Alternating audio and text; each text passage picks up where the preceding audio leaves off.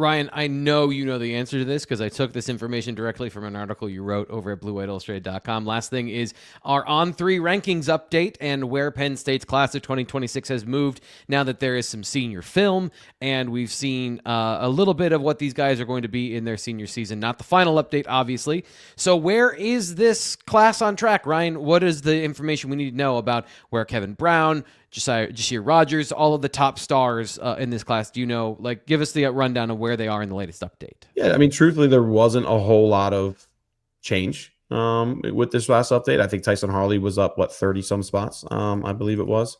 Aside from that, it was a bunch of guys who were kind of, down a couple spots or up a couple spots. I think the big thing, I'll keep coming back to is there's some guys at the bottom of Penn State's class, Daryl Carey, for example, who was injured a little bit. Those are the guys that I think to keep an eye on long term, as far as like the big movers who could potentially, actually impact Penn State's team ranking, which I believe is still at 16 in the country, 5th in the Big Ten. But yeah, Tyson Harley up 39 spots, Kevin Brown up 2 spots. Everybody else was kind of down 7 to 15 spots, something like that. And, I think they added 20 plus 30 or 25 plus players. So, a handful of, those spots of guys moving down is really just guys kind of moving up. So and Ryan, on top of that, like we got these, I completely missed them last week, but we got these rankings at the end of last week. So they were done before this past week. Mm-hmm. Northeast kids have played 2 games, maybe 1 or 2 games. Like Jasiah Rogers played 1 game before these rankings came out. They haven't been looked at yet. Like they haven't, this has not been a part of the evaluation yet. So that's why you're seeing the majority of Penn State's guys in this region not moving, but also dropping just a little bit. It's like that March, or it's like that they update in like maybe like early April or something like that. Because like there's a bunch of camp down south. Yeah. So it's kind of similar to that, but I mean, they 8 guys in the top 300 or so. I mean, really, at the end of the day, as T. Frank, we've talked about before, like it's the lack of top 100 talent that I think is keeping this class from. It's not going to be top 10. Obviously, it's 16 in the country now, but that comfortable 12 spot, right? Like 12 to 13, I feel like is the wheelhouse for where Penn State has been consistently. If they get down near 16, 17, that feels like when it feels like it's a little bit out of character for the class. Yeah, and I'll keep coming back to, though, like, I mean, there's Daryl Carey, there's a couple guys in this class. I mean, LeVar Keyes actually had a big jump. I think he jumped 35 spots or somewhere in that ballpark, a little over 30 at the receiver position. Like, he was outside the top 100. Now he's like 72. Troy Hume moved up to a higher 3-star. Those are all little things I know. But, I mean, at the same time, there's a couple guys here that I think could, whether it's a 4-star at Rivals or a 4-star at 24/7, obviously the industry rankings determine the team rankings for us, that I do see that there could be some movement and positivity for Penn State towards the end here. But obviously we got to see how this film goes and see how our scouts evaluate them. I still circled Daryl Carey as one of the most underrated players in this class and really in the whole country, honestly. Is the next update the final update? Because it'll be 2 more. In a couple of months, we'll do right? 1 right before, I think in end of November, kind of end of high school season.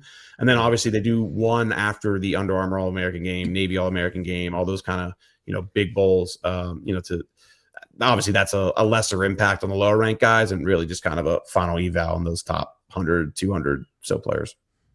And just as one final part of this conversation, as Fitz pointed out at the beginning of the show, this is Chaz Coleman Day, where Penn State offered Chaz Coleman a year ago. So a guy that was not high in the on three or Rivals rankings at the time. They were on 3 rankings at the time, which is why my slip is fine. Like on the radar. I think Ole Miss was his only Power 4 offer at that point. Youngstown State had an offer for him, and I think Joe Moorhead offered him in Akron. Like it was out of complete nowhere. And that doesn't happen all that often, but it does happen. And I can't wait to find the next guy like that. I'd love to discover him myself, but it's probably not going to happen. Well, that's why Hardy made a great hire, though. He never played defensive end until his final year. And then I had a long conversation with people about it. Like he never once played defensive end, just played quarterback the whole time. And obviously he doesn't have like a quarterback arm for that level. And this coach gets in and he's like, wait, you've never tried rushing off the edge? Like he was dumbfounded that this never happened.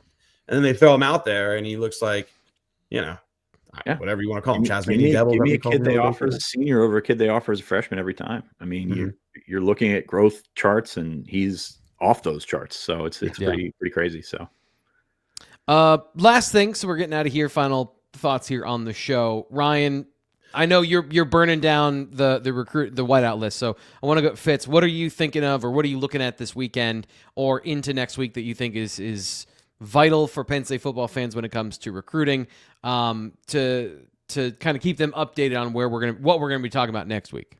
First off, follow Ryan's stuff. He's doing an amazing job of keeping everyone abreast of all this stuff.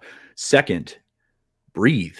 Like, this is a bye week. Breathe. The game will happen whether you want it to be tomorrow, whether you want it to be next Saturday. Breathe. Enjoy the bye week. Enjoy yourself, and read our stuff while you're doing it. I would really appreciate that.